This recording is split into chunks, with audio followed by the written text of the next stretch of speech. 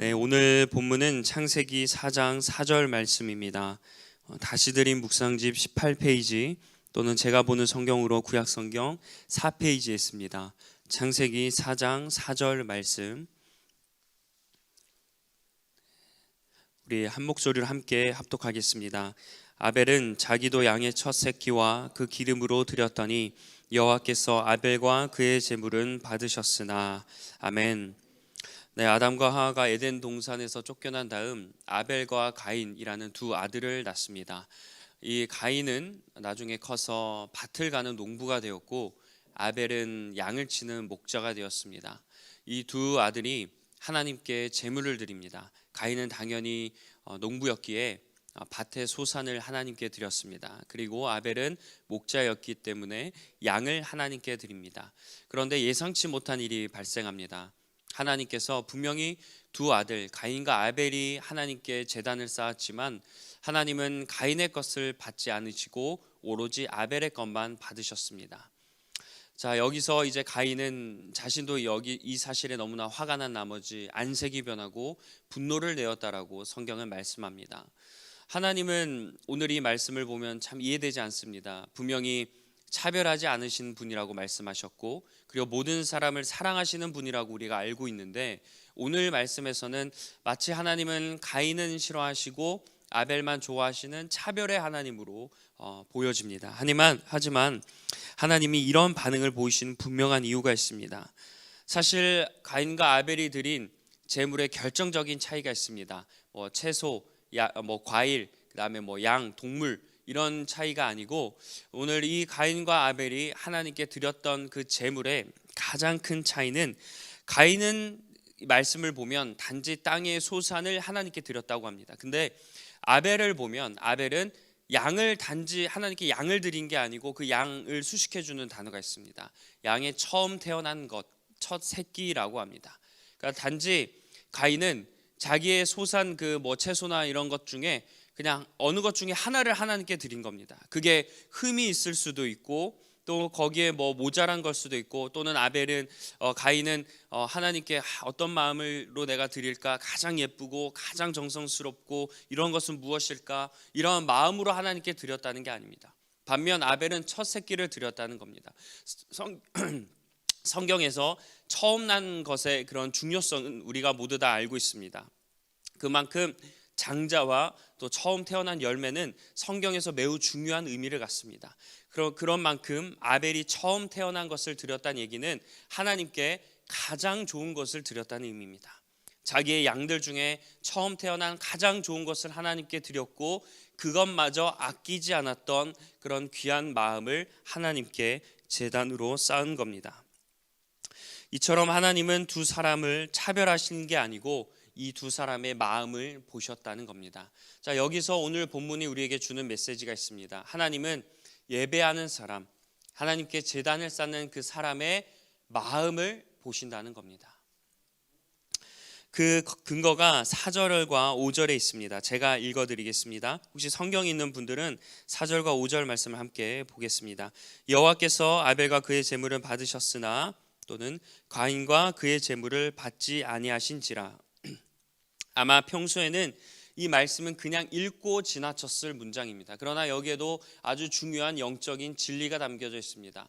이 말씀을 제가 읽어드렸지만, 이 말씀을 보면 단지 하나님께서는 이 성경에서는 제물만이라고 언급하지 않습니다. 그리고 제물 다음에 사람이 나오는 게 아니죠. 순서가 있습니다. 사람 다음에 어떤 게 나옵니까? 제물이 나옵니다. 사람 다음에 제물. 그래서 아벨과 그의 제물이라고 성경을 말씀하고 가인과 그의 제물이라고 말씀하는 겁니다. 여기에 바로 메시지가 담겨 있습니다. 하나님은 그 사람이 드렸던 제물을 먼저 보시는 게 아니라 누구를 먼저 보신다는 거예요? 그 제물을 드리는 사람을 먼저 보신다는 겁니다. 그 제물을 드리는 사람이 얼마나 하나님을 사모하는 마음으로 이 제단에 나왔는가, 이 제물을 드리는 사람이 얼마나 정성껏 하나님을 생각하며 이 예배를 드리고 있는가를 하나님이 먼저 보신다는 사실입니다.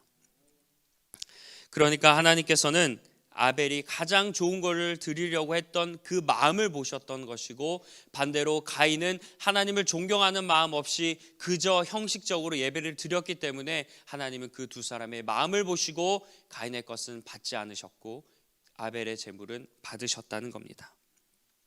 이런 예배 자세가 매우 중요합니다.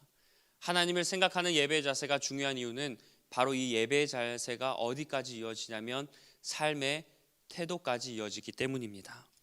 자, 가인은 하나님이 자신의 제물을 받지 않자 화를 냈다고 합니다. 이 모습을 보고 하나님께서 이렇게 말씀하시는데요. 7절 말씀입니다. 혹시 성경 있는 분들은 7절을 한번 보겠습니다. 내가 선을 행하면 어찌 낯을 들지 못하겠느냐. 선을 행하지 아니하면 죄가 문에 엎드려 있느니라.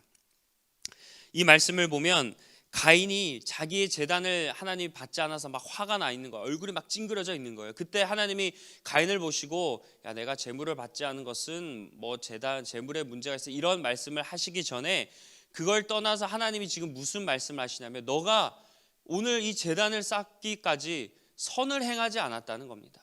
너가 선을 행하는 그런 삶을 살지 않아서 내가 제단을 받지 않았다. 그래서 주님이 7절에서 너가 선을 행하면 어찌 낯을 들지 못하겠느냐라고 주님이 말씀하시는 겁니다. 말씀을 정리하면 하나님은 예배하는 사람이 어떠한 마음으로 하나님께 제단을 쌓는가도 보시지만 그 사람이 평상시의 삶에서 또한 어떠한 예배를 드리고 살아가는가, 그 마음을 보신다는 겁니다. 예배의 태도뿐만 아니라 삶의 자세까지 주님이 보신다는 겁니다. 그래서 우리가 흔히 이런 말을 하지 않습니까? 삶의 예배, 예배자의 삶, 이러한 말을 많이 하는데 그게 그냥 단순히 그냥 막 맞춰 끼워 넣기 식으로 말씀하는 게 아니라 오늘 말씀에서 그거를 증명하고 있는 겁니다. 예배자는 단지 예배를 드리는 순간에도 중요하지만 그가 평상시의 삶에서 선을 행하며 살아가고 있는가 아닌가를 하나님이 예배를 드릴 때 바로 보신다는 겁니다.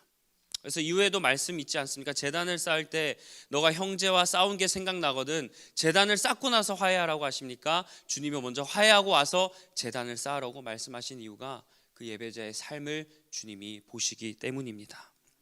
사랑하는 성도 여러분, 하나님은 예배하는 우리의 중심을 보시는 줄 믿습니다. 그래서 예배할 때 좀 우리에게 이런 마음이 있었으면 좋겠습니다. 대충 예배를 드리는 것보다 간절한 마음으로 하나님께 예배 드리시길 간절히 축복합니다. 그리고 어쩔 수 없이 예배 시간에 맞춰서 교회에 나오는 것도 너무나 좋은 마음이겠지만 그것을 떠나서 내가 정말 하나님을 간절히 사모하고 하나님께 거룩한 제단을 쌓는 마음으로 예배에 나오시길 간절히 축복합니다. 그리고 나의 시간도 마찬가지입니다. 내 시간, 쓰고 남은 시간을 하나님께 드리는 것이 아니라 가장 좋은 시간, 가장 좋은 모습, 가장 좋은 컨디션, 가장 좋은 나의 감정으로 하나님께 예배할 수 있는 저와 여러분이 되길 간절히 축원합니다. 그리고 우리 이제 사순절이 되었습니다. 이 사순절에 우리가 한 가지를 더 나눴으면 좋겠는데요. 그것은 오늘 말씀처럼 선을 행하는 저와 여러분이 되게 간절히 축원합니다. 하나님께 예배하는 모습도 너무나 소중하고 아름답지만 그 아름답게 하나님을 예배하는 사람이 삶에서도 과연 하나님을 아름답게 예배하고 주변 사람들에게 선을 행하며 그 삶의 자리도 예배의 제단을 쌓는 자리와 똑같은가를 주님이 보신다는 겁니다. 사순절 기간만큼이라도 미움과 시기와 판단과 다툼과 정죄의 모습을 버리고 가족과 직장 동료와 주변 학교, 그다음에 우리가 만나는 이웃들에게 선을 행할 수 있는 저와 여러분이 되길 간절히 축원합니다. 그래서 우리가 가장 좋은 것을 하나님께 드리는 거룩한 예배자, 그리고 나의 삶으로 하나님께 선을 행하며 예배하는 진정한 거룩한 예배자가 되시는 저와 여러분이 되길 주님의 이름으로 간절히 축원합니다. 주기도문으로 예배를 마치겠습니다.